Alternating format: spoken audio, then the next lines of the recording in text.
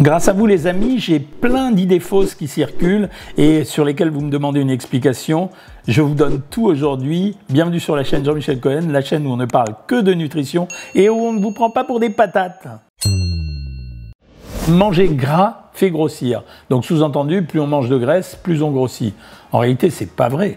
Ça veut dire que ce qui fait grossir, c'est l'ensemble de la ration calorique qui est consommée. On peut faire grossir les gens avec des carottes si on arrive à leur en faire manger 4 kilos par jour. Le seul sujet de manger gras fait grossir, c'est qu'en fait, c'est un problème de densité calorique. Ça veut dire que quand vous mangez gras, une cuillère à soupe d'huile par exemple, c'est 10 grammes ou 9 grammes, c'est à peu près 100 calories. Donc c'est beaucoup, alors que si vous prenez 10 grammes de carottes, c'est 3 calories. Donc je pense que ça vient de là, mais c'est pas parce que vous mangez gras que vous grossissez, c'est parce que vous mangez une ration alimentaire qui vous amènera plus d'énergie que toute autre ration alimentaire. Voilà, donc idée fausse. C'est mieux de manger du sucre brun que de manger du sucre blanc. En fait, la bonne réputation de ce sucre brun, elle vient du fait que comme c'est un sucre qui n'est pas raffiné, il y a à l'intérieur un peu plus de minéraux et de micronutriments que dans le sucre blanc. Donc vous allez dire, c'est super, c'est ça qu'il faut faire. Eh ben non, pourquoi? Parce que la différence, elle est tellement fine et tellement petite qu'elle n'aura aucune implication sur notre bonne santé ou sur l'assimilation de ce sucre. Donc ne croyez pas ça. Alors si vous aimez le sucre brun, évidemment prenez-le, mais n'imaginez pas qu'en prenant du sucre brun, vous vous donnez un avantage par rapport à le sucre blanc. Mais en tout cas, dans tous les cas de figure, vous savez bien, il faut le limiter quand même. Maximum 50 grammes par jour pour les femmes et maximum 60 grammes par jour pour les hommes. Il faut boire 8 verres d'eau par jour. Pourquoi 8 ? En fait, on va faire le compte, tous les deux. Un verre d'eau, en moyenne, un verre ballon, c'est grosso modo 125 millilitres. Mais un vrai verre d'eau, c'est 150 millilitres. Alors déjà, si je prends un verre ballon, j'aurais pris 1 litre. Si je prends un grand verre d'eau, j'aurais pris 1 litre 2. En fait, la bonne règle, 1, il faut boire quand on a soif et ne pas oublier de boire. Et deuxièmement, la ration conseillée, c'est 1,5 litre à 2 litres d'eau par jour. Boire plus ne fait que diluer les urines, donc ça n'a pas d'intérêt. Par contre, il faut boire suffisamment. L'état d'hydratation, c'est quelque chose d'extrêmement important, mais il ne faut pas s'obséder là-dessus. C'est bien de boire 1,5 litre à 2 litres d'eau par jour. Je complète juste ça en vous disant que on oublie régulièrement que l'alimentation nous apporte de l'eau. Eh bien, une salade, ça contient 78 grammes d'eau, c'est-à-dire l'équivalent de 78 millilitres. Les œufs augmentent le cholestérol sanguin. Vieille idée.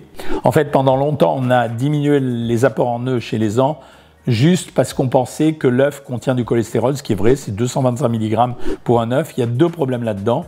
Premier problème, c'est que tout a changé. On sait maintenant que le cholestérol dans notre sang provient à 75% d'un cholestérol que nous fabriquons et 25% du cholestérol que nous consommons, ce qui veut dire que l'œuf devient épiphénoménal dans l'histoire. Donc c'est pas vrai. Aujourd'hui, on oublie cette vieille notion et on peut manger des œufs autant qu'on en veut parce qu'on sait que de toute façon, c'est seulement 25% de l'apport en cholestérol dans le sang. Donc c'est une vieille notion. Alors après, on me demande toujours combien on a le droit d'en prendre. Une bonne alimentation n'interdit rien, mais en même temps, une bonne alimentation, elle est variée. Mais même si vous prenez 2 ou 3 ou 4 tous les jours, il ne se passera rien pour votre cholestérol. Eh ouais, les jus de fruits sont aussi bons pour la santé que les fruits frais. Alors je ne sais pas s'il y a encore des gens qui racontent ça, mais c'est pas vrai du tout. Premièrement, quand vous prenez un jus de fruits, alors peut-être que vous le pressez, peut-être que vous gardez la pulpe, alors là, je dis rien. C'est quand même moins bien qu'un fruit à croquer, ça coupe pas l'appétit, et en même temps, on a quand même les minéraux et les vitamines qui sont contenus dans le jus du fruit. Par contre, quand vous achetez des jus de fruits industriels, une grande partie des vitamines a disparu. Les minéraux sont encore là, mais les vitamines sont plus là et surtout, il n'y a plus de fibres. Donc, ça n'a plus d'intérêt. Donc, finalement, vous ne faites que boire de l'eau sucrée aromatisée. On vous l'a dit, mais il faut le répéter en permanence. Croquer un fruit, ça rassasie. Puis tiens, je vais vous donner un exemple. Qu'est-ce qui vous rassasie le plus? Le jus de 3 oranges ou 3 oranges? Je vous laisse deviner. Ah là là là là là là. Le gluten, c'est mauvais pour tout le monde. Et quand vous prenez du gluten, vous risquez de grossir. Et quand vous prenez du gluten, votre santé est moins bonne. Taratata. Le gluten, c'est un problème qui concerne soit des gens qui sont purement allergiques, ceux-là on fait le diagnostic, soit par des tests sanguins, soit en faisant une biopsie dans l'intestin, des gens qui sont intolérants au gluten. Ça veut dire que le gluten leur donne des manifestations digestives difficiles, ça veut dire ballonnement, flatulence, gonflement du ventre, mal à l'aise, quoi. Et troisièmement, il y a des gens qui sont susceptibles au gluten, et là on n'est pas bien sûr que ça soit vrai. Des fois c'est simplement un problème de digestion, parce que quand vous mangez beaucoup de pain, la pizza par exemple, quand vous mangez des pâtes et que vous avez beaucoup de sauce, vous pouvez vous sentir moins bien, donc c'est une fausse idée. Vous avez tout à fait le droit, et c'est tout à fait possible de manger sans gluten, mais avant de vous jeter là-dessus pour espérer avoir un effet positif sur votre santé, réfléchissez. Les aliments biologiques sont toujours plus nutritifs que les autres. Alors c'est pas tout à fait vrai. En fait, les études ont montré que pour une partie, les aliments biologiques contiennent des produits intéressants, des nutriments intéressants, mais que pour une autre partie, les aliments conventionnels contiennent plus de certains autres éléments. Donc ça veut dire que c'est un mix des deux. La réalité, c'est que si c'est vraiment des aliments biologiques, ça vous protège des résidus de pesticides ou des produits phytosanitaires. Mais en termes d'avantages nutritionnels, aujourd'hui, on n'a pas d'avantage nutritionnel à consommer plus bio que plus conventionnel. D'ailleurs, les études qui ont montré que, soi-disant, les gens qui mangeaient biologique avaient moins de maladies que les autres sont très contestées. Pourquoi ? Simplement parce que les gens qui mangent bio sont des gens qui surveillent leur alimentation.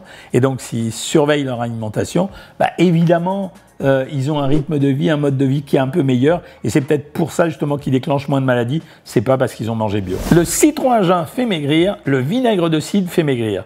Quelle est la caractéristique commune aux deux ? C'est l'acidité des produits. Et donc, ça marche bien en termes de rumeurs.